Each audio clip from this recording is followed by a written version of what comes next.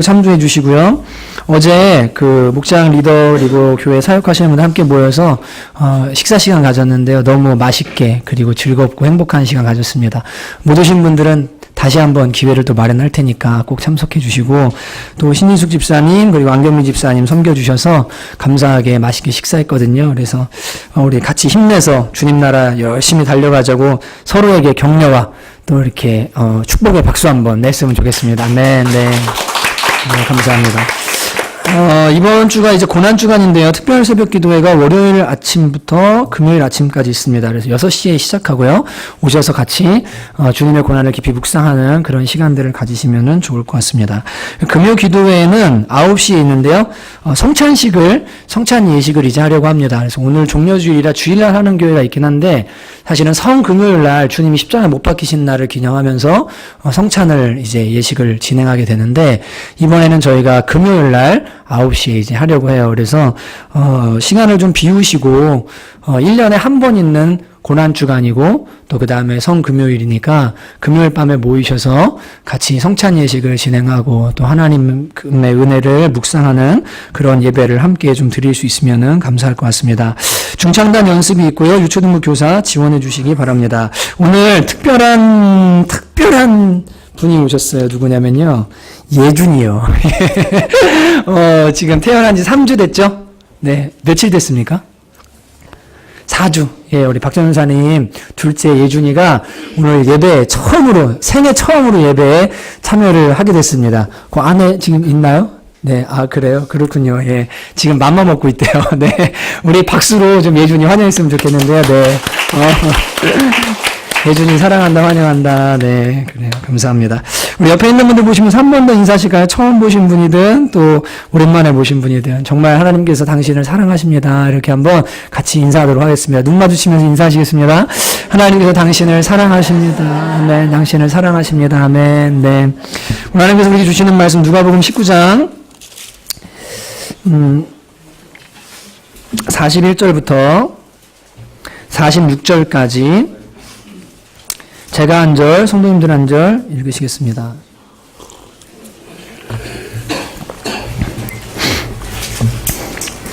누가복음 19장 41절부터 46절입니다. 제가 41절 읽습니다. 가까이 오사 성을 보시고 우시며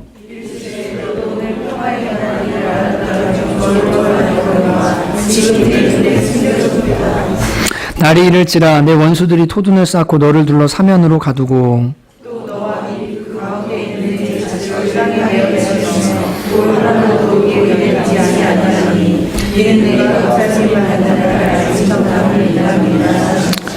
성전에 들어가사 장사하는 자들을 내쫓으시며 그들에게 이르시되 기록된 바 내 집은 기도하는 집이 되리라 하였거늘 너희는 강도의 소굴을 만들었도다 하시니라. 아멘.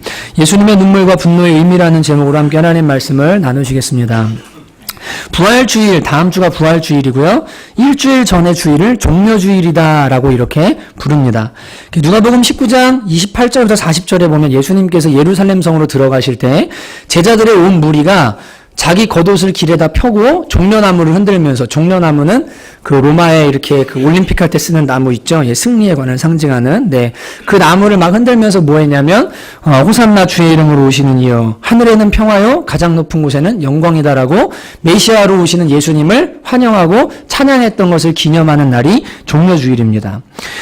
그런데 예수님께서 이 유월절 절기에 맞춰서 온 인류의 죄를 담당하고 십자가에 대속제물로 자신을 내어주시고자 예루살렘 성으로 들어가실 때 환호하고 잔치 분위기에 휩싸인, 그래서 흥분과 기대에 사로잡힌 그 제자들의 반응과는 전혀 다른 반응을 오늘 이 19장에서 보이고 있는 것을 우리가 발견하게 됩니다. 이 사람들은 막 흥분하고, 사람들 막 축하하고, 막 이제 우리 예수님 오셔서 로마의 압제에서 해방시켜 주시고, 엄청나게 우리를 번영으로 인도해 주시고, 평화를 주실 거다라고 너무너무 큰 기대 속에 막 주님을 찬양하면서 즐거워했는데, 주님께서는 그것과 완전히 반대되는 감정과 행동을 보이시는 것을 오늘 말씀을 통해서 발견하게 됩니다. 4절에 41절에 보시면 가까이 오사 성을 보시고 우시며 라고 이렇게 말씀하고 있습니다. 우리 주님께서 이 땅에서 메시아로서의 공적 사역을 감당하시면서 정확하게 2번 눈물을 흘리셨습니다. 첫 번째는 가까이에서 그를 섬겼던 나사로가 죽었을 때 주님께서 우셨고, 두 번째는 오늘 예루살렘 성을 바라보시면서 우셨습니다. 환호하는 인파 속에서 예수님이 우신 이유는 바로 사람들이 보지 못하는 그 무엇을 주님께서 보셨기 때문에 그렇습니다. 그것은 바로 미래의 예루살렘 성에 되어질 일이었습니다. 43절과 44절을 보시면, 날이 이를지라 내 원수들이 토등을 쌓고 너를 둘러 사면으로 가두고 또 너와 및 그 가운데 있는 네 자식들을 땅에 메어치며 돌 하나도 돌 위에 남기지 아니하리니 이는 내가 보살핌 받는 날을 알지 못함을 인함이니라 하시니라. 예루살렘 성이 멸망하게 될 것인데 돌 하나도 돌 위에 남지 않고 자녀들을 잡아먹기까지 심각할 정도로 아주 비참하게 이 성이 멸망하게 될 것을 주님께서 보셨습니다. 환호하는 군중들 속에서 자신들에게 평화와 번영을 줄 메시아를 기다리며 노래하는 사람들 속에서 예수님의 눈에 보인 것은 그들에게 평화와 번영을 가져다 둘 메시아의 입성이 아니라 공포와 죽음을 가져다 둘 로마 군대의 입성을 그분께서 보셨습니다. 실제로 AD 70년에, 이때가 AD 30년경인데요. 70년에 로마의 티투스 장군이 이 예루살렘 성을 에워싸고 예루살렘 성을 완전히 멸망시켰는데, 이 말씀 그대로 성을 점령할 때 뭘 쌓았죠? 토등이 뭡니까? 흙으로 성벽 높이만큼 흙을 쌓는 거예요. 이렇게. 성문 열 필요 없습니다. 흙을 쌓아서 이거 타고 올라가는 겁니다. 토등을 쌓고 성에 들어가서 노략질하고 사람들을 죽이고 돌 하나도 돌 위에 남기지 않고 완전히 진멸하는 일이 실제 AD 70년의 역사 속에 기록되어 있습니다.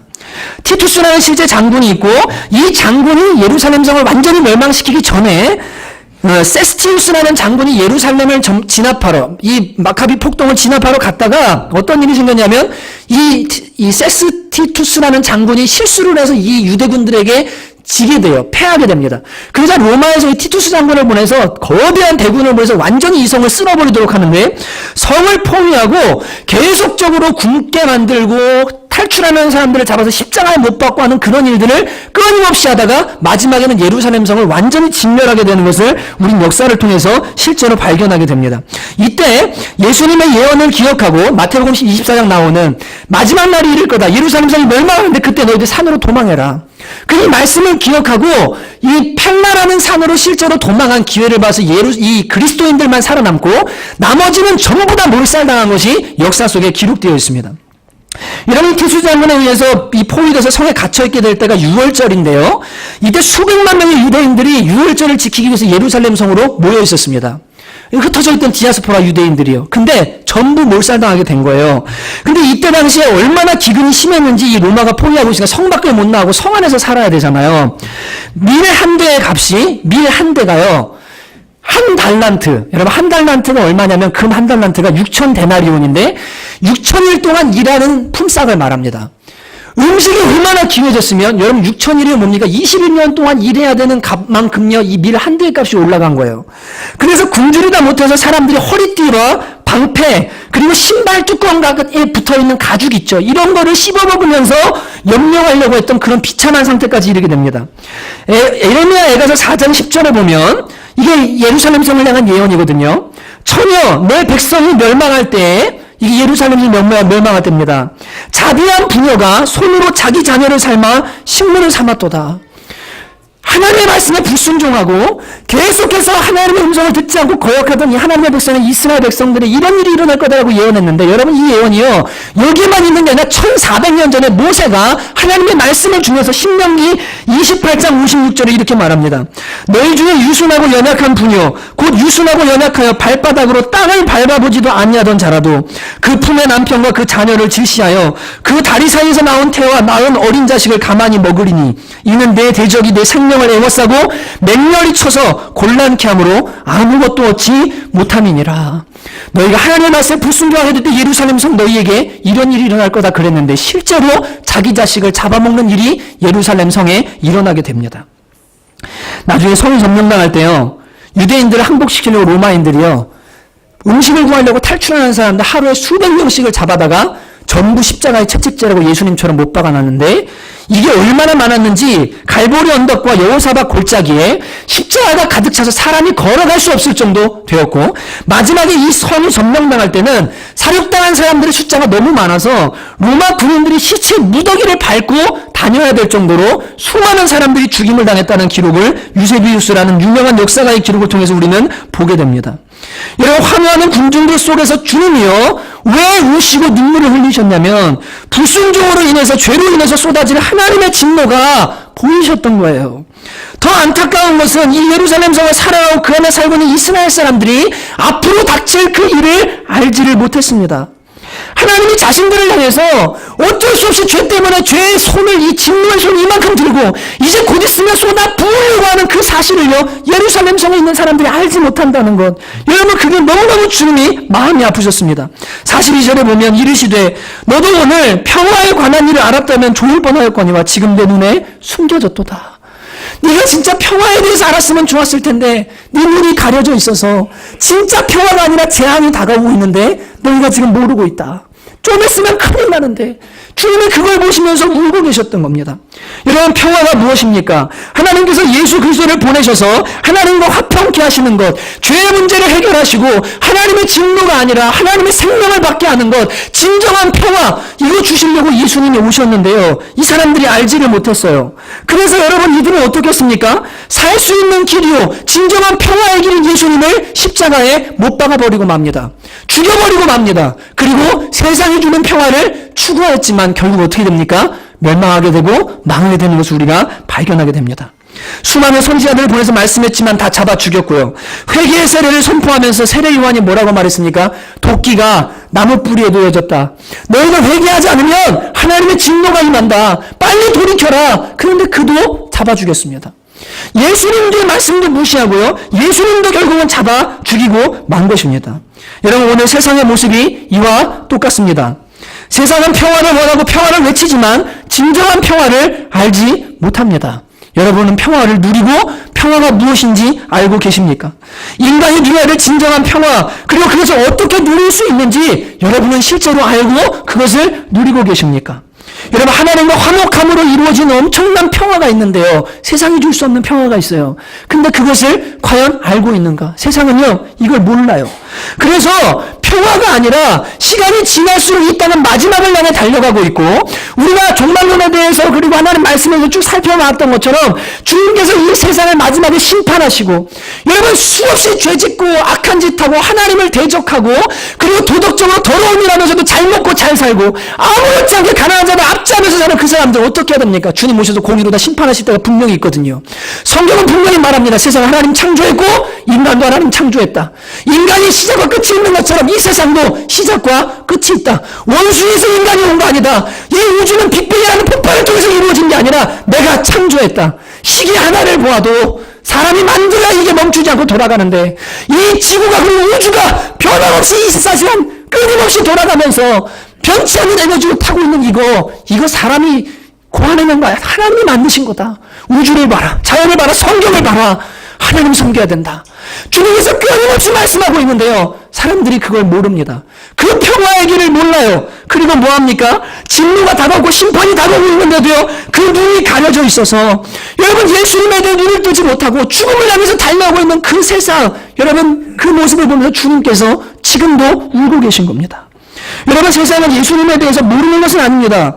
그러나 예수님은 어떻게 하냐면요 사랑을 통해서, 양보와 희생을 통해서, 도덕적인 아름다움을 통해서 사람 사이에 평화를 주는 성인 군자, 이 정도로 합니다.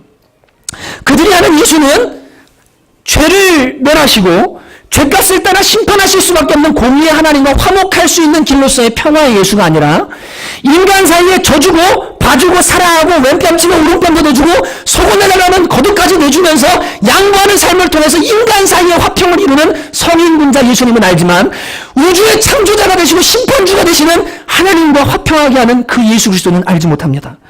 여러분, 교회도 예수님을 알고 있다고 하지만 진정한 평화를 주시는 예수님은 모릅니다. 빵 주고 병 고쳐주고 잘 살게 해주고 기득권에 대항하게 해주는 예수는 압니다. 사회 정의를 외치는 예수는 압니다. 그러나 이건 다 잡종교회고 잡종예수입니다. 여러분, 자신의 내면에 평안을 주는 예수, 자기 자신과 나를 평화롭게 해주는 멘탈리스트, 그리고 멘토와 같은 예수, 여러분 이런 예수가 성경에 기록된 가장 주된 예수님의 일이 아니고, 마가복음 1장 21절에 나오는 것처럼 아들을 낳으니 이름을 예수하라. 이는 그가 그들의 죄에서, 자기 백성을 그들의 죄에서 뭐합니까? 구원할 자이심이라. 죄 때문에 멸망받을 수밖에 없고 죄 때문에 죽을 수밖에 없는 인간을 위해서 하나님과 화평이 되시려고 오신 예수님, 이 예수님에 대해서 교회조차도 성도조차도 잘 모릅니다. 여러분, 왜냐하면 눈이 가려져 있기 때문에 그래요. 에베소서 4장 17절에 보면요, 같이 한번 읽어보실래요? 시작. 그들의 총명이 어두워지고 그들 가운데 있는 무지함과 그들의 마음이 굳어짐으로 말미암아 하나님의 생명에서 떠나 있도다. 여러분, 자기가 똑똑하다고 생각하지만요, 매우 무지합니다. 무지하고 어두워서요, 하나님을 볼 수도 없고요, 인생이 무엇인지 알 수도 없고요, 내가 어디서 와서 어디로 가는지, 죽은 다음에 무엇이 있는지 아무것도 모르면서 자기가 똑똑한 줄 알아요. 하나님의 총명에서 떠나 있습니다. 생명에서 떠나 있습니다. 그런데도 불구하고요, 죄 잔뜩 지으면서 하나님의 진노가 막 점점 쌓아져가고 있는데 모르는 거예요. 인간은 죄인입니다. 회개해야 됩니다. 하나님 믿어야 됩니다. 그럼 어떻게 합니까? 잡아 죽입니다. 먹고 살기 바빠 죽겠는데 지금 그 문제가 중요하냐고. 여러분, 이 문제보다 중요한 문제는 없어요. 오늘 예수님이 오신다거나 오늘 여러분이 이 혈관에 터져서 주님 앞에 서야 된다면, 여러분, 내 죄의 문제 해결 안 되면 전부 지옥 갈 수밖에 없습니다. 하나님의 진노받을 수밖에 없습니다. 이것보다 더 급하고 더 중요한 문제는 없는데도 불구하고요, 내가 영원히 살 줄 알고요, 내가 똑똑한 줄 알아요, 내가 착한 줄 알아요. 여러분, 눈이 가려져 있어서 그래요. 죄로 인해 정죄당하고 멸망당할 것이기 때문에 하나님의 진노가 아니라 용서와 평화를 얻을 수 있는 길을 알려주면 어떻게 합니까? 대적합니다. 여러분, 실제로 미국에서는요, 예수님 얘기하고 사람 죄인이라고 말하면 잡혀갑니다. 동성애 죄라고 말하면 잡혀가요. 점점 그런 시대가 이제 한국 땅을 내서 다가오고 있고, 이미 유럽과 미국 사회, 캐나다는 다 이루어졌고요. 이제 우리나라도 좀 있으면요, 진리를 외치고 예수님이 구원의 길이라고 말하면, 여러분, 이것만이 구원의 길이라고 말하면 잡혀가는 때가 곧 다가옵니다. 여러분, 이게 사람들의 반응인 거예요. 여러분, 그 결과가 뭡니까? 로마서 2장 5절입니다. 한번 읽어보실까요? 시작. 다만 내 고집과 회개치 아니한 마음을 따라 진노의 날, 곧 하나님의 의로우신 판단이 나타나는 그날에 이 말 진노를 내게 쌓는도다. 여러분, 고집과 회개치 아니한 마음을 따라서 주님의 진노가 부어질 그날에 그 진노를 쌓고 있는 것, 이 세상입니다. 예수님께서 예루살렘 성을 보시면서요, 너무 안타깝고 회개도 안 하고 돌아오지도 않고 지금 진노만 쌓아져 가고 있는데 주님이 그걸 보시면서 우셨습니다. 여러분, 근데요, 이 문제보다 더 깊은 문제가 있습니다.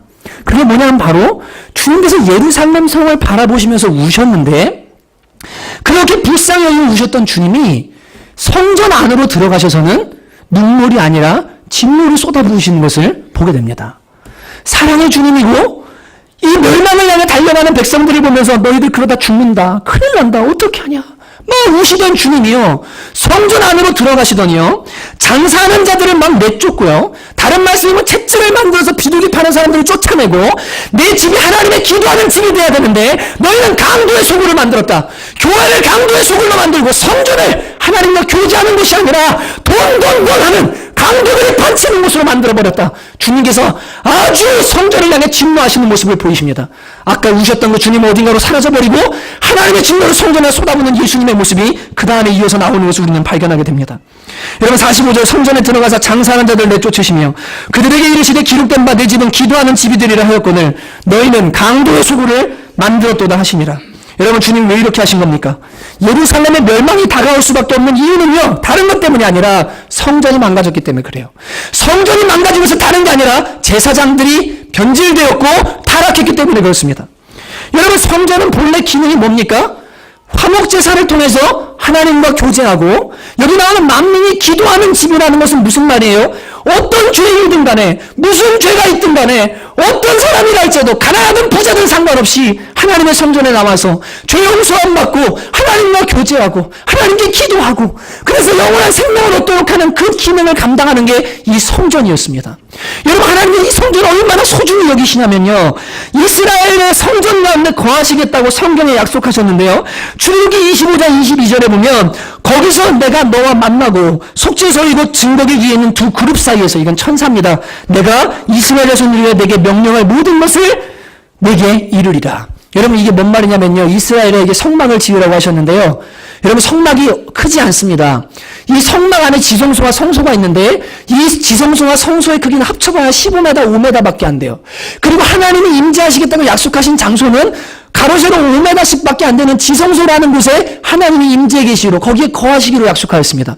우주를 창조하시고 빛의 속도보다 더 빠르게 팽창하는 이 우주를 만드신 하나님이 이 어떤 땅도 하나님의 보좌가 돼서 그분이 앉을 수 없는 땅이거든요. 근데 그분이요 이스라엘 백성의 성전 안에 가로 세로 5m밖에 안 되는 그 공간 안에 내가 거기에 거하겠다. 떠나지 않고 거기 있겠다. 너희의 음성 내가 듣고 기도에 응답해주고 너희를 구원하겠다라고 주님께서 약속해 주신 거예요. 거기가 성전이고 그게 지성소입니다.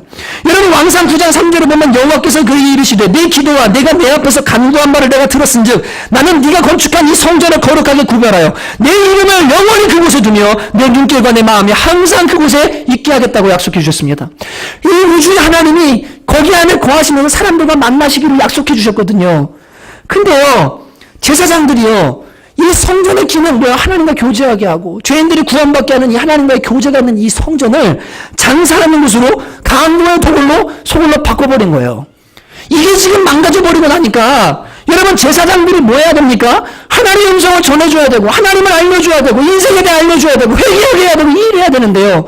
강도가 돼서 강도의 소굴을 만들어버리니까요. 이 예루살렘 성 안에 온통 죄가 가득해서 뭐합니까? 하나님의 진노가 가득 차기 시작한 거예요. 말라기 1장에 보면 예수님 오시기 400년 전의 이야기인데 이 일이 그때부터 자행된 것을 보게 됩니다. 1장에 보면 병든 거, 저는 거, 신랑 상한 거, 눈먼 거, 막 털 빠진 거 이런 재물 가져다가 하나님 앞에 바쳐요. 그리고 주님 복 달라고. 이게 강도죠. 여러분 강도가 뭡니까? 노력하지 않고 빼앗아서 얻는 겁니다. 하나님 앞에 하나님으로 섬기지 않고요. 하나님은 개처럼 생각하고 개처럼처럼 여기면서 하나님 나 복 달라고 나 잘되게 해달라고 주님 나 좀 복 좀 부어달라고 돈 좀 달라고 여러분 이게 강도신앙이고 강도신보예요. 여러분 말라기서에 보면 성도들이 하나님 앞에 눈먼 거 신랑 상한 거 뭐라고 하십니까? 니네 총독한테 갖다 줘봐라. 뇌물로 줘봐라. 뇌물로도 주지 못할 걸 우주의 하나님이 나한테 가져오면서 복을 달라고 말하냐? 근데 여러분 이 중심에 누가 있었습니까? 2장으로 넘어가면 제사장들이 문제가 있었습니다. 2장 7절에서 8절 제사장의 입술은 지식을 지켜야 하겠고 사람들은 그의 입에서 율법을 구하게 되어야 할 것이니 제사장은 만군의 사자가 되미거늘 너희는 옳은 길에서 떠나 많은 사람을 율법을 거스르게 하는도다. 제사장들이 하나님을 경외하고 하나님의 법을 알려줘야 되는데 여러분 그들은 도리어 사람들이 옳지 않은 길로 인도했습니다. 예수님 때에는 제사장들이 아예 장사꾼이 되어서 과부의 가산을 삼키고 이 성전 안의 환전상과 매매하는 자들을 놔두고 막대한 이득을 얻어서 정치자금으로 그것을 사용하고 나팔모양의 헌금통을 설치해서 부자들이 헌금할 때 큰 소리가 나게 하고 부자들은 박수 쳐주고 과부의 헌금은 무시하는 이런 도둑과 같은 일을 실제로 제사장들이 하고 있었습니다. 여러분 주님께서 왜 그토록 이 성전을 보시면서 분노하신 겁니까? 예루살렘이 왜 멸망하고 백성들의 눈이 왜 가려졌는지 아냐? 성전이 강도의 소굴이 돼서 그렇다. 성전에 하나님의 임재하고 하나님과의 관계가 깨졌기 때문이다. 제사장 너희들이 타락했기 때문이다. 하나님과 너의 관계를 막아놨고 순진한 백성들을 도둑처럼 만들었기 때문에 하나님께서 진노하실 수밖에 없다. 주님께서 막 우시면서 분노하시면서 오늘 그 주님의 모습을 보게 되는 겁니다. 여러분 강도의 소굴에 누가 살아요? 강도의 소굴에 누가 삽니까? 강도가 살고 강도가 드나듭니다. 성전이 강도가 되니까요. 강도의 소굴이 되니까요. 그 드나드는 성도들이요. 다 강도처럼 변하는 거예요. 주님 보시니까 막 답답하신 거예요. 이거 아닌데. 여러분 지금 예수님이 오셔서 이 땅의 성전을 보시면 어떤 반응을 보이실까요? 지금의 성전은 과연 무엇입니까? 여러분 1차적으로는 교회를 예수님 믿는 사람들의 모임을 우리는 성전이라고 말합니다. 그리고 성령을 모신 성도 개인을 성전이라고 말합니다. 여러분 오늘날의 교회는 진정한 화평에 대해서 알고 있고 그리고 다가올 진노에 대해서 이야기하고 있습니까? 예수님 곧 오셔서 심판하시고 주님의 진노가 쏟아부어진다. 회개하지 않으면 돌이키지 않으면 영원한 지옥 간다. 큰일 난다. 회개해야 된다. 여러분 교회가 이거 얘기합니까? 여러분 오늘날 교회가 진짜로 살아계신 하나님과의 영적 교제가 있는 기도가 살아있는 어떤 죄인이라 할지라도 하나님을 만날 수 있는 그러한 자리로 교회가 지금 서 있습니까? 아니면 여러분 살아계신 하나님을 만나는 장소가 아니라 강도들의 소원이 가득한 그러한 곳으로 변질되고 말았습니까? 우선은 목회자들부터 심각하게 부패했습니다. 여러분, 목사들도요, 예수님이 평화가 아니라 돈이 평화인 줄 압니다. 봉헌 시간이라고 말하는 헌금 시간 있잖아요. 우리 교회 그냥 들어와서 헌금한 다음에 뭐 가져다 놓고 여기다 돈 놔두고서 막 축복기도 좀 이렇게 안 하잖아요. 여러분, 이거 하면요, 사람들 헌금하게 돼 있어요. 왠 줄 아세요? 복 받고 싶으니까요.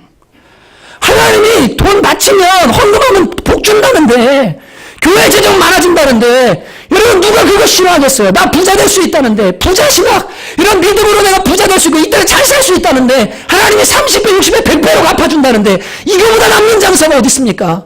여러분, 어떤 교회는요, 제가 그거 다 정죄하는 건 아닙니다. 교회가 감사헌금 정도는 괜찮아요. 감사헌금에 가끔 가다 보면 자녀 낳게 주셔서 감사합니다. 뭐 진짜 아이 없었는데 하나님 은혜 주셔서 이렇게 해주셔서 감사합니다. 병 고쳐주셔서 감사합니다. 주님께 감사한 걸 물질로 표현하는 사람들 교회 안에 알리고 하나님을 찬양하고 하는 건 좋은 일입니다. 근데요, 일일이 사람 헌금 얼마 했나 부르고요, 11조 한 사람 부르고요, 여러분, 이게 뭐하는 짓이에요 도대체 교회에서요? 성경 어디에? 성경 어디에? 헌금 내역 불러주고, 누가 얼마 했는지 그거 알려주고, 여러분, 교회가 돈 지나가고 돈 자랑하라고 하는 곳이 어디 있습니까? 여러분의 교회가요, 돈, 목사가 강도가 되고 나니까요, 이 성도가 돈으로 보이는 거예요. 영혼으로 보이고 하나님과 교제될 생명으로 보이는 게 아니라, 어떻게 하면 돈을 좀 쥐어짜낼까? 어떻게 하면 돈 좀 많이 벌을까? 여러분, 이게 강도의 소굴로 변한 겁니다. 이게 지금 한국 교회입니다. 여러분, 돈은 편리이지, 편하게 해주는 수단이지 평화가 아닙니다. 여러분, 돈 많이 벌어보십시오. 평안할 것 같습니까? 평화가 임할 것 같습니까? 여러분이 돈을 많이 벌면 내면에 진짜 하나님의 평화가 임하고, 돈을 많이 벌면 정말 안정하고 영원히 살 수 있고 지옥 가지 않고 영원토록 평화를 누릴 수 있습니까? 여러분, 잠깐은 평화를 누릴지 모르지만 진정한 평화는 누리지 못합니다. 그런데요, 돈이 평화인 줄로 착각합니다. 그래서 예수 믿는 사람들도요, 목사가 이 지경이니 예수님을 삶의 주인으로 모셨다는 성도도 돈이 평화인 줄 알고요, 오로지 돈밖에 몰라요. 오로지 강도밖에는 안 됐어요. 그래서 세상 사람들과 똑같이 싸우고 거짓말하고 시기하고 죽여서라도 뺏고 다른 사람 마음에서도 어떻게 합니까? 내가 부자 돼야 되는 이 강도신학. 여러분, 이게 교회 안에 지금 가득 차 있습니다. 그러니까 세상 사람들이 뭐라고 말합니까? 교회 다니는 너희들, 목사들, 장로들, 웃기지 말아라. 지하철에서 싸우는 사람들이 뭐라 그래요? 여기가 교회인 줄 알아? 여러분, 이런 일이 왜 일어납니까? 전부 다 강도로 변해서 그래요. 성전이 강도의 속으로 돼서 그렇습니다. 여러분, 이게 교회의 모습 아닙니까? 성령의 성전이 성도 개인이 어떻습니까? 우리 몸이 하나님이 거하시는 성전이라고 합니다. 기도하는 집이라고 합니다. 하나님과 살아계신 교제가 있고요, 그분의 거룩한 영향력 때문에 인격이 변해서 예수의 향기를 알리는 그러한 사람들, 진실하고 깨끗하고 다른 사람들 사랑하고 순결하고 이렇게 살아야 될 사람들임에도 불구하고요, 여러분, 그 속에 온통 강도의 소굴처럼 장사, 돈, 세상 거, 욕심, 여러분, 이거 생각 안 할 수 없지만 자기가 압니다. 내가 주인이 지금 누구고 내 목표가 무엇인지 분명히 자기가 압니다. 자기가 알아요. 여러분, 십자가를 지시고 화목제물이 되시고자 예루살렘 성으로 돌아가신 예수님이 첫 번째로 하신 일이 예루살렘 성을 바라보고 우시고 그 안에 있는 성전을 향해서 그분의 분노로 깨끗하게 하신 일이었습니다. 그것이 바로 오늘 우리가 지키는 종려주일에 주님께서 하신 첫 번째 일이었습니다. 예수님께서는 세상을 보고 그리고 교회를 보고 지금도 울고 계십니다. 그러다 지옥 간다. 그러다 하나님 진노받는다. 너 똑똑한 줄 알고 살아가는데 죽음 이후에 뭐가 있는지 아냐? 심판이 있다. 예수 모르면 죄값 따라서 반드시 심판받는다. 주님께서 울고 계세요. 그리고 교회를 향해서 울고 계세요. 너는 뭐하냐 도대체? 지금 사람들 죽음 향해 달려가고 있는데 같이 강도짓하고 같이 강도의 소굴이 되어서 지금 뭐하고 있는 거냐? 그러다 하나님 진노받는다. 디모데후서에 뭐라고 말합니까? 하나님의 심판은 하나님의 집에서부터 시작된다고 그래요. 여러분, 하나님의 심판이요, 세상을 향해 심판하는 게 아니고요, 교회부터 심판하기 시작합니다. 목사, 장로, 권사, 집사, 교회 안에 복음 알고요, 이거 배웠다고 말하고 이거 안다고 하는 사람들부터 주님이 심판하시기 시작한다고 분명히 말하고 있어요. 정신 차려야 돼요. 여러분, 교회가 썩었기 때문에 사실은 세상이 썩는 겁니다. 바닷물에 0.25%밖에 안 되는 소금이 있어도요, 바닷물이 짜요. 근데요, 예수 믿는 사람들이요, 가정에 가족 4명 중에 1명만 제대로 믿어보세요. 왜 이 가정이 소금의 맛이 안 나고 예수의 향기가 안 나겠어요? 전부 다 변질돼서 문제가 있는 거예요. 제가 금요일날 이거 가지고 설교했습니다. 이렇게 됐거든요. 세상 욕심, 죄, 더러운 거 마음에 들어와서요. 이렇게 썩어가지고요. 재생 불가능한 그런 마음의 상태들이 돼버렸거든요. 여러분, 이거 어떻게 해야 됩니까? 이거 그냥 갖다 버릴 수밖에 없는 겁니다. 지금 교회 성도의 내면들이요, 다 이렇게 변하고 있어요. 여러분, 방법이 없습니다. 하나님 앞에요, 철저하게 회개하는 방법밖에 없어요. 속으로 내가 아브라함의 자손이다, 나 구원받았다 생각하지 말고, 도끼가 이미 나무 뿌리에 누워있다는 걸 생각하고 하나님 앞에 철저히 회개하는 것 외에는 방법이 없습니다. 회개 없이는 십자가도 알 수 없고, 회개 없이는 성령의 충만함도 받을 수가 없습니다. 여러분, 고난주간에 십자가를 지러 예수님이 이제 그 예루살렘 성으로 들어가서 종료주의를 보내시고 십자가를 향해 달려가시잖아요. 이거를 묵상한다는 건 뭐냐면요, 다른 게 아니에요.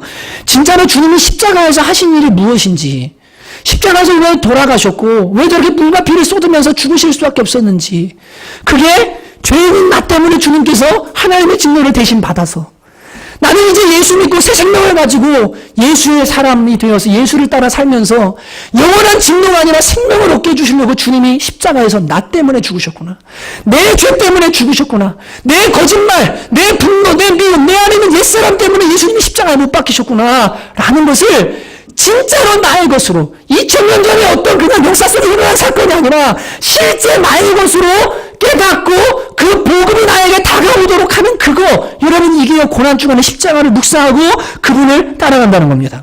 그냥 빵 주러 오신 분이나 병 고쳐주러 오신 분이나 이건 다 사이드 메뉴예요. 주님을 만나는데 주님이요, 걱정하지 마라, 도와주십니다. 먹고 사는 것도 걱정하지 마라, 내가 때마다 시험이 오면 피할 길 내줄게, 도와줄게. 왜냐하면 이 땅에 살아야 되니까요. 천국 가기 전까지는. 아프면 기도해라, 고쳐줄게. 여러분, 이건 다 사이드 메뉴입니다. 근데 이런 모든 문제가 어디서 온 겁니까? 죄 때문에 왔거든요. 이 문제 해결하려고 주님이 내 죄를 해결하시려고 이 땅에 오셔서 십자가 지셨다는, 이게 그냥 멀리 있는 사건이 아니고 머리로 하는 사건이 아니라 여러분, 머리에서부터 가슴까지 내려오고 내 온 영혼을, 내 인생 전체를 다 걸게 되는, 여러분, 남편 한 사람이 아내를 미치도록 사랑해서 죽도록 쫓아다녀도 여자가 그 사랑에 목매어서 뭐합니까? 인생을 맡깁니다, 남자에게. 남자가 거지 되면 여자도 거지 되고요, 남자가 대통령 되면 여자도 대통령 돼요. 인생을 걸고 자기를 주는 거예요. 근데 우주의 하나님이신 예수님이 나를 사랑해서 십자가에서 생명을 주셨다고, 나를 그토록 사랑하시고 나에게 생명을 주셨다고. 여러분, 이 사실이요, 내 마음에 진짜로 실제로 다가오잖아요. 주님께 삶을 안 드리는 게 이상한 거예요. 주님께 생명을 안 드리는 게 이상한 거예요. 사람이 사랑한다고 그래도 내가 나를 주는데, 예수님이 나를 사랑한다고 하면 어떻게 나 자신을 안 드릴 수가 있겠습니까? 여러분, 이 십자가의 사랑이 진짜 내 것이 되는 거, 여러분, 그게 고난주간에 주님께서 우리가 원하시는 겁니다. 근데 이 고난주, 그 십자가의 사랑이 나에게 다가오는데 막고 있는 게 뭐냐면 바로 이 죄예요. 이 성전 안에 가득 차 있는 강도의 속으로 되어 있는 이 모든 더러운 것들 있잖아요. 이게 사실은요, 주님을 주님으로 보지 못하게 하고 십자가를 십자가로 알지 못하게 만드는 가장 중요한 문제입니다. 여러분, 그래서 뭐 하냐면요, 그것을 이 고난주간에는요, 내 안에, 우리 지난주에 마음에 뭐 있냐고 제가 그랬잖아요. 마음에 뭐 있냐, 설교 때 여러분 마음속에 도대체 뭐 있습니까? 뭐 집어넣고 있습니까? 그 마음속에 뭐가 있는지를 하나님 앞에서 성령의 조명으로 발견하고, 그것을 뭐합니까? 주님의 십자가 앞에 내어놓으면서 내 옛사람과 세상은 죽고 내 안에 예수님의 생명과 성령으로 살게 되어지는 것, 이게 십자가인데 이거를 경험하는 거거든요. 그럼 여러분, 고난주간이 다가오면요, 안타까운 게 뭐냐면 예수 믿는 사람들이 이렇게 말합니다. 그게 무슨 상관이냐, 예수님이 죄와 사망의 원세를 이거 부활하셔서 성령을 보내주셨는데 그렇게 금식하고 슬퍼하고 막 죄에 대해 묵상하고 이럴 필요 없다. 부활의 능력 가지고 그냥 기쁘게 살면 된다. 뭐 이렇게 고난을 묵상해서 호들갑 떨면서 사냐, 고난주간이라고 막 그렇게 막 왜 이렇게 괴롭히냐. 근데 여러분, 저는 그런 사람한테 묻고 싶어요. 예수님의 십자가의 죽음이 이미 완성돼서 죄와 사망 다 끝났고 내 안에 죄가 처리되었다면 왜 죄 짓습니까? 왜 끊임없이 반복되는 죄를 짓습니까? 예수님이 내 안에서 죄와 사망을 이기셨고 그분이 내 안에 계신다면서요. 근데 왜 넘어집니까? 다 이기셨다는데 왜 그러면 우리는 지면서 삽니까? 정상입니까? 십자가 진짜? 어떤 사람이 이렇게 말합니다. 예수님이 성령을 나에게 보내주셨으니까 그냥 살면 된다고. 그럼 여러분 진짜 성령 충만하세요? 정말로 내 안에 성령이 가득해서 막 전도하고 싶고 말씀 보고 기도하고 막 주님 생각하면 가슴이 뭉클하고 막 이 땅에 줄 수 없는 평강이 내 안에 막 있고 성령 충만하다는 걸 여러분 느끼면서 사십니까? 여러분 묻고 싶어요. 여러분 도대체 왜 그런 겁니까? 여러분 십자가가 주님이 십자가에서 이미 다 이루셨죠 구원을. 근데요 부활하셨습니다. 그런데요 우리가 아직요 재림의 주님 초림과 재림 사이에 살아요. 칭의 너 예수 믿는 순간 거룩하게 됐다. 거룩하게 된 거 맞습니다. 법정적으로 땅땅땅해서 너는 이제 죄인 아니야. 근데 실존적으로는 아직 거룩하지 않아서 천국 가서 영화를 이루기 전까지 성화라는 과정 속에 도상 속에 살고 있습니다. 육신에 속한 사람들은 아니지만 육을 입고 천국 가기 전까지는 살 수밖에 없는 존재입니다. 하나님 나라에 있지만 아직 완전한 하나님 나라가 이 땅에 마지막 때 임한다고 했는데 임하지 않은 채로 죄 가운데 살고 있는 게 우리입니다. 그러니까 아직 남아있는 자아와 이 육신과 이 세상의 죄와 싸우고 그래서 십자가에 끊임없이 못 박지 않으면 내 안에서 예수의 생명이요 살아나기가 힘든 거예요. 예수를 믿기는 믿지만 불신자랑 똑같이 사는 거예요. 그냥 천국 가는 티켓 하나 달랑 받아놓고요 돌아가서 사는 거 보면요 죄를 이기지도 못해요. 자기를 이기지도 못해요. 분노도 못 이겨요. 작은 짜증도 못 이겨요. 애들한테 사랑해야 된다는 거 알지만 그냥 애가 조금만 뭐하면 손찌검이 먼저 나가고요. 막 분노가 나가고요. 남편한테 막 짜증이 나가고요. 전혀 예수님의 영향력이 없는 그런 삶을 살게 됩니다. 여러분 이게 왜 그럽니까? 왜 그럽니까? 내 안에 있는 이 성전에 있는요 이 강도의 속으로 되어버린 이 더러운 것들 있잖아요. 이거랑 싸우고 정결하게 하는 일이 없기 때문에 그래요. 그래서 예수님의 생명이 내 안에 안 살아나고 성령께서 나를 지배하실 수가 없는 거예요. 그렇기 때문에 이 땅에 사는 동안에 뭐 해야 되냐면요 그냥 나 성령 받고 천국 가니까 대충 살아도 이게 아니고요 주님 앞에 이 죄의 문제를 보고 끊임없이 회개하면서 뭐합니까? 하나님의 은혜를 구하고 하나님이 기뻐하는 바대로 살아가는 것 그때 하나님의 영광이 어떻게 되면 우리에게 부어지게 되는 겁니다. 여러분 고난주간입니다. 특별 새벽 기도회와 금요 성찬 예배가 있습니다. 만약 이 자리에 예수님의 십자가를 이미 경험한 사람들이 있는데 내면이 강도의 소굴처럼 되어버린 사람이 있다면 여러분 이번 한 주간 동안 주님의 은혜를 구하시고 하나님 앞에 내면을 정결케 하시기를 주님의 이름으로 권면해 드립니다. 여러분 고난주간을 생각하면서 많은 사람들이 고난에 동참하는 것을 고행이라고 생각하는데 그것은 고행이 아닙니다. 십자가에 내가 죽었음을 깨닫고요 내 안에 예수의 생명이 살도록 하는 축복이지 고행이 아니에요. 왜냐하면 인간은요 육신이 강하면 강할수록 하나님이 역사하지 않기 때문에 그래요. 죄가 강하면 강할수록 성령이 역사하지 못하기 때문에 죄를 버리고 하나님의 은혜로 나를 정결하게 할 때 주님의 능력이 나에게 부어지거든요. 그래서 이거를 하도록 우리가 부름을 받은 거예요. 여러분 우리가 회개하는 것은요 용서받기 위해서 하는 게 아니라 이미 십자가에서 용서하셨는데 아직 남아있는 육신의 정욕과 죄 때문에 하나님이 나를 통해 일하지 못하시는 막힘이 있는 그것들 있잖아요. 생명이 흘러오지 않는 것을 버리는 일을 하는 겁니다. 마치 파이프에 더러운 게 가득 차서 물이 못 흘러가는 것처럼 그거 제거해서 하나님의 생명이 나한테 흘러오도록 하는 거 이게 회개의 작업이거든요. 이거는 나쁜 게 아니에요. 주님께서 그렇게 하라고 우리에게 그래야 너희가 생명을 누린다고 말씀해 주신 겁니다. 여러분 예수님이 십자가를 지실 때도 제자들은 다 무슨 생각했습니까? 강도 같은 생각만 했죠. 그래서 세베대의 아들 야고보와 요한이 자기 어머니를 데려다가 뭐 했죠? 예수님 예루살렘 성에 올라가서 왕 되시면 저는 좌의정 영의정 시켜주십시오. 십자가가 뭔지 모르고요. 높은 자리에 올라가는 거, 사람들 앞에 높임받는 거, 이게 제자들의 관심이었어요. 근데 딱 한 사람 막달라 마리아는요. 예수님이 십자가를 왜 지셨는지를 분명히 알았습니다. 그래서 예수님이 마지막에 그 집에서 식사하시고 돌아가시기 3일 전 밤에 이 마리아가 향유옥합 있잖아요. 자기한테 가장 귀한 거. 그거 가져와가지고 전 재산이나 다름없어요. 주님 앞에 머리에다가 쏟아붓고요. 주님 나의 죄를 위해서 돌아가시는 주님. 주님 제가 대신 위로해드립니다. 세상은 몰라도 주님께서 나의 죄 때문에 돌아가신다는 거 저는 압니다. 주님의 장사를 준비합니다. 그리고 주 앞에 헌신한 내용이 성경에 기록되어 있습니다. 여러분 저는 이번 주에 여러분과 제가 좀 금식을 통해서 예수님의 고난에 동참케 되기를 제가 권면을 하고 싶습니다. 여러분 밥을 금식하는 것만이 금식이 아닙니다. 인터넷도 금식할 수 있고 TV도 금식할 수 있고 사교적인 모임도 금식할 수 있고 여러분이 사랑하고 필요로 하여서 온통 머리와 마음속에 가득 차 있어서 나를 가만히 놔두지 못하고 움직이게 만드는 그 모든 활동들 있잖아요. 그 어떤 중심이 되는 거. 그것을 금식하시기를 제가 한번 권해드리고 싶어요. 일을 하지 말라는 게 아니에요.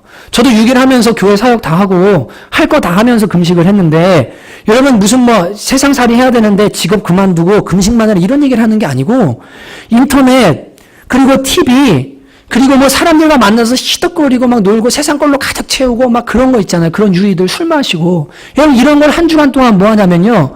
십자가 앞에서 이 고난주간 앞에 다 금식하면서요. 주님 제 안에 그동안 이 장사의 소굴이 되어 있는 도둑 소굴 되어 있는 이 내면에 있는 문제들 주님 좀 발견하게 해주십시오. 말씀 읽고 기도하고 주님의 은혜를 구하는 그런 한 주간으로 좀 여러분이 보내셨으면 좋겠어요. 여러분 십자가에 오르는 것보다 이 일은요 훨씬 쉽습니다. 예수님 십자가에 오르실 때 채찍질 당하고 못 박힘 당하고 진짜 아프잖아요. 이게 사람이 당할 수 있는 고통이 아니거든요. 근데 여러분 마음이 없어서 그렇죠. TV 안 보는 거요? 인터넷 안 보는 거요? 사람들 만나지 않고 내가 그 시간들에 말씀 보고 기도하면서 십자가를 묵상하고 주님의 고난을 묵상하고 나의 죄를 주님 앞에 고백하고 회개하는 새롭게 되어지는 시간을 갖는 거 여러분 이게 마음이 없어서 그런 거지 여러분 어렵기 때문에 그런 게 아닙니다. 여러분 이 고난주간 종려주일 이제 시작입니다. 주님께서 종려주일 첫날 하신 일이 바로 이거였어요. 성을 보시면서 우시는 주님의 마음 멸망을 향해 달려가는 그 백성들을 보면서 눈물을 흘리시는 그 예수님의 마음 그리고 그거를 알려주고 전해줘야 되는데 교회가 그리고 성도들이 망가져 있는 그 모습을 보시면서 너무너무 안타깝고 화가 나고 슬픔을 넘어서 막 분노가 일어나는 그 예수님의 그 마음 여러분 이게 이 고난주간에 우리에게 부어질 수 있으면 정말 좋겠습니다. 그래서 여러분과 제가요 이제 세상을 볼 때요 사람 눈으로 보면 안 돼요. 세상에서 부자면 뭐합니까? 나쁜 짓 실컷 하다가 지옥 가는데요. 큰일 나요. 예수 믿어야 됩니다. 여러분 이 땅에서 고난당하면 좀 어떻습니까? 예수 믿고 영원토록 사는 천국이 있다면 죄로 인해서 고통당하는 세상 속에 우리가 살지만 예수님 때문에 천국 간다면 그게 얼마나 행복한 거예요. 눈이 완전히 어떻게 하냐면 바뀌어야 돼요. 십자가를 통과해야 됩니다. 십자가에 나와 세상은 죽고 예수님과 성령께서 사시는 역사가 일어나게 돼야 될 줄로 믿습니다. 오늘 이 종려주의의 그 시작점이 되는 저와 여러분 되시기를 주님의 이름으로 축복합니다. 여러분 이제 우리가 함께 찬양하고 기도할 텐데 내게 있는 향유 옥합 그리고 내 안에 사는 이 두 찬양 그냥 디키로 해주시고요. 함께 이제 부르실 텐데 여러분 정말로 주님 앞에 내가 이번 삶은 무엇인지 여러분 좀 생각하면서 찬양하고 나를 용서해 주시려고 십자가신 예수님을 기억하면서 함께 찬양하고 기도하시도록 하겠습니다. 내게 있는 향유 옥합 함께 찬양합니다. 내게 있는 향유 옥합 내게 있는 향유 옥합 주께 가져와 그 발 위에 주고 깨뜨립니다. 나를 위해 험한 산길 오르신 나를 위해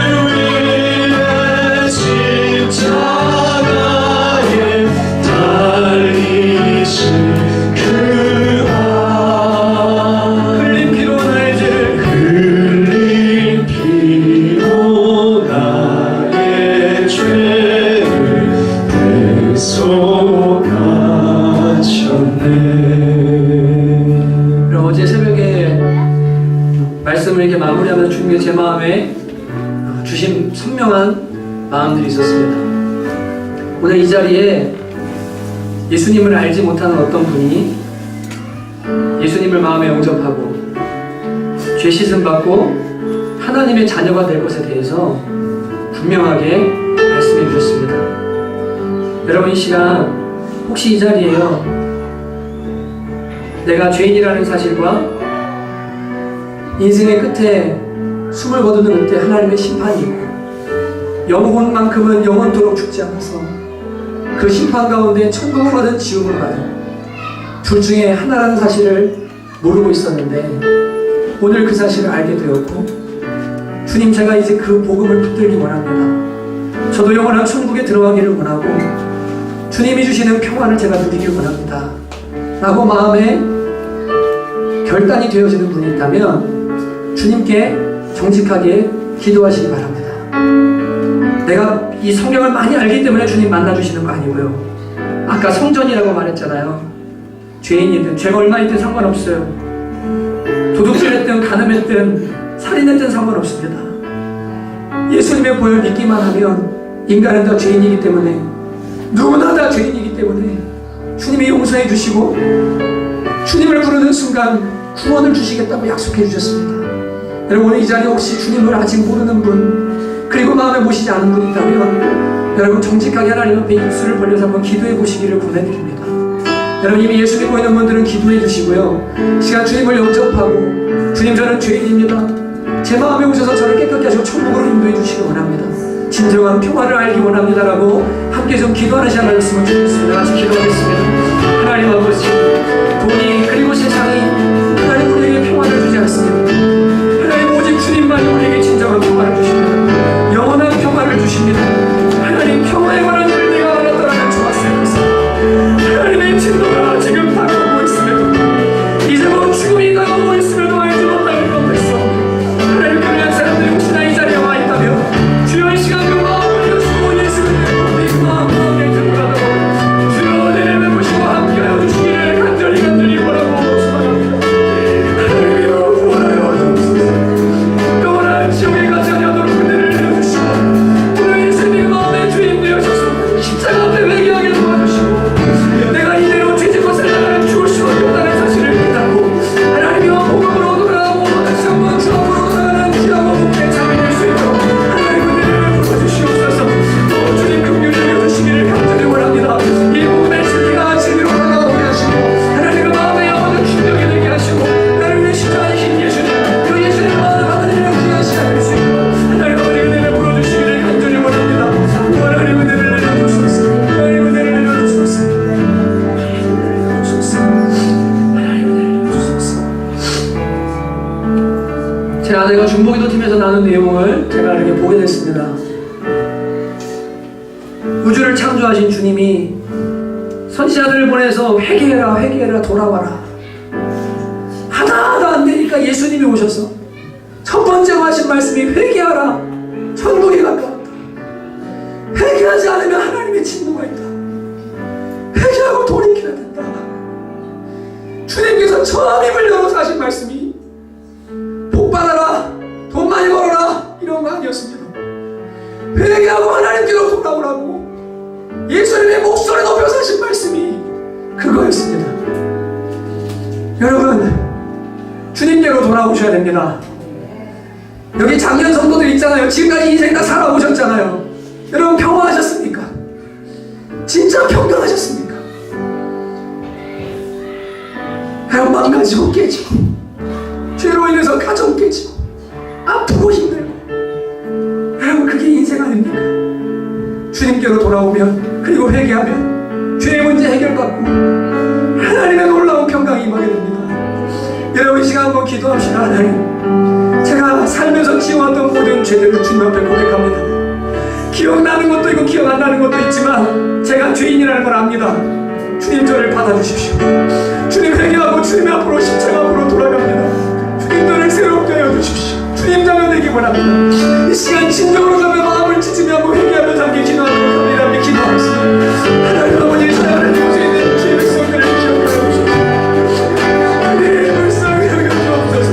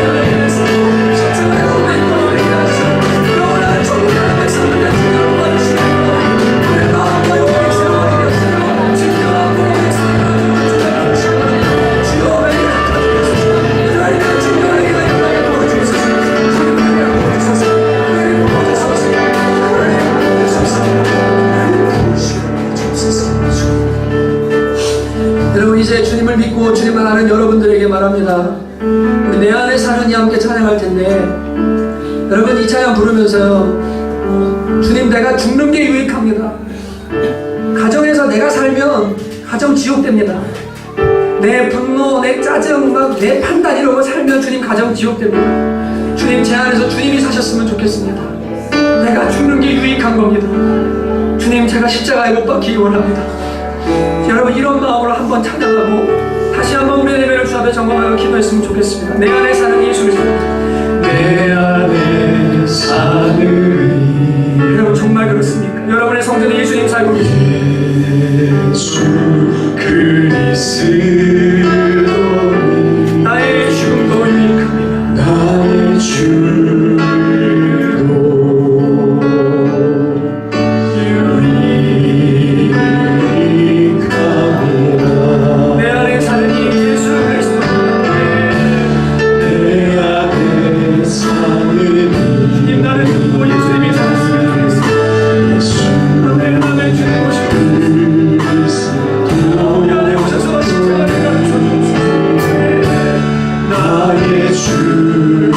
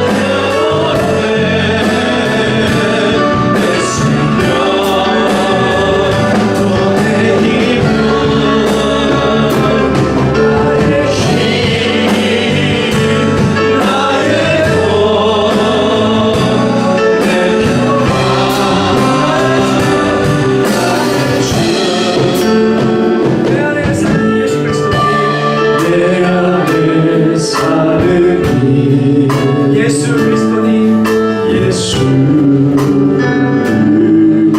그리스도니 나의 죽음도 유익합니다. 나의 죽음도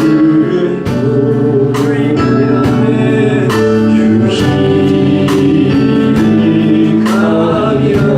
다시 한번 내 안에 사는 이 예수 그리스도니 내 안에 사는 예수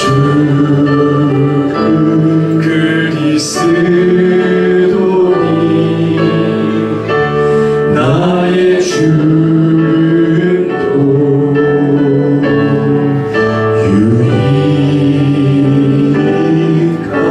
유익함이라. 여러분 1년에 한 번이는 고난주간입니다. 주님의 십자가 앞에 더더욱 우리 안에 아직 살아있는 내 자아, 세상 살아가는 마음, 욕심, 버리지 못한 것, 주님 그거 다 죽고 제 안에 예수님과 함께 새로운 생명으로 살기를 원합니다. 여러분 우리 안에 다 문제들이 많잖아요.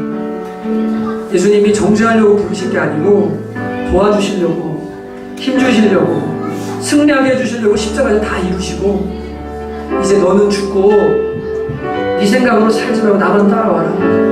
주님께서 우리를 불러주십니다. 여러분 이 시간은 주님 앞에 내가 죽기를 원한다고 여러분 내 안에 있는 강도의 수골로 변해버린 이 마음을 주님 앞에 고백하면서 이번 한 주간 동안 결단할 거 인터넷, TV 혹은 여러 가지 것들 주님 알려주시고 제가 그대로 주님께 나아가길 원합니다라고 결단하며 함께 기도하도록 하겠습니다. 하나님 아버지 제 안에 예수님이 사셨으면 좋겠습니다. 하나님 제가 사는 삶이 지옥입니다. 하나님 이 악한 죄가 살아나면 하나님 정말로 아버지 하나님 주님의 영광이 나타나길 원합니다. 하나님 정말로 말할 수 없는 빛장을 원합니다. 하나님 십자가에서 예수님이 돌아가셨고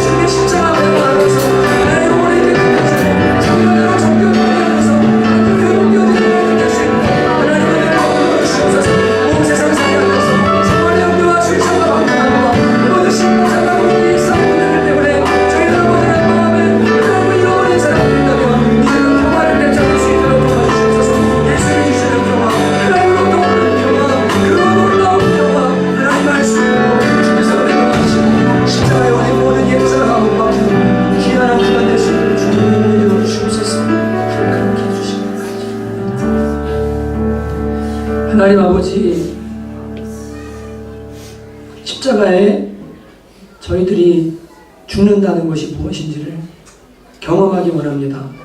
내 안에 예수님 사시고 성령님이 사셔서 우리가 이룰 수 없었던 주님의 일을 이루어 가신다는 것이 무엇인지 머리로가 아니라 삶으로 경험하기 원합니다.